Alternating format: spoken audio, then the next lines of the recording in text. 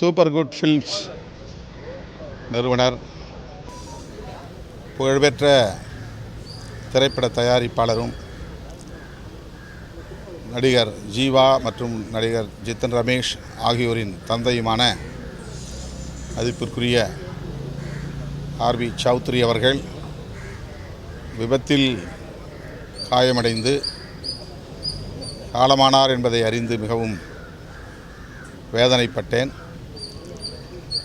அவருடைய திருவுடலுக்கு இப்போது நாங்கள் கட்சியின் சார்பிலே எமது அஞ்சலியை செலுத்தியிருக்கிறோம். அவரை இழந்து வாடுகிற திரைப்படத்துறையை சார்ந்த தோழர்களுக்கும் அவருடைய குடும்பத்தை சார்ந்த அனைவருக்கும் விடுதலை சிறுத்தைகள் கட்சியின் சார்பில் எனது ஆழ்ந்த இரங்கலை தெரிவித்துக் கொள்கிறேன். திரைப்பட உலகில் எண்ணற்ற பல வெற்றி படங்களை தயாரித்து புகழ் பெற்றவர். தனது 100வது படத்தை தயாரிக்க வேண்டும் என்ற முனைப்பில் இருந்தார். குறிப்பாக நடிகர் விஜய் அவர்களை வைத்து தனது 100வது படத்தை தயாரிக்க வேண்டும் என்று ஆசைப்பட்டிருந்தார் என்பதை அறிகிற போது வேதனை அளிக்கிறது. அவருக்கு எமது கட்சியின் சார்பில் வீர வணக்கத்தை செலுத்துகிறோம். ஆர்பி சௌத்ரி சார் வந்து ரொம்ப ஜென்யூன், ஆனஸ்ட் அண்ட் ஜோவிலியான ஒரு ப்ரொடியூசர். அண்ட் இது வந்து பெரிய லாஸ் நம்ம இண்டஸ்ட்ரிக்கு. And of course personal loss. நம்ம இது வந்து வி காண்ட் ரீப்ளேஸ் திஸ்.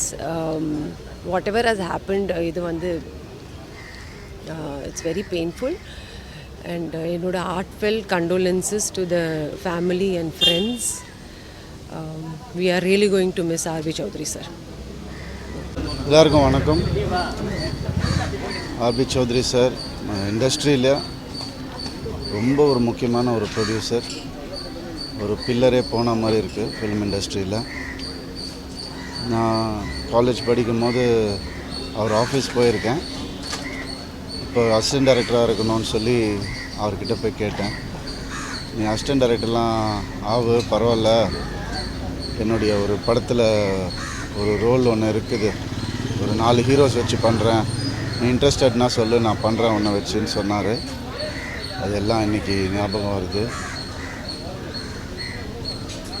ஜீவாக்கும் ரமேஷ்க்கும் என்னுடைய ஆழ்ந்த அனுதாபங்கள்.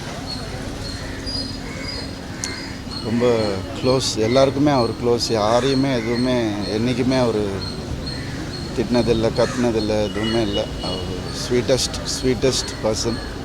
அவர் இழப்பை வந்து எங்களாலேயே தாங்க முடியல. ஃபேமிலி எப்படி தாங்குறாங்கன்னு தெரியல. அவருடைய ஆத்மா சாந்தியுடைய வாழ்த்து.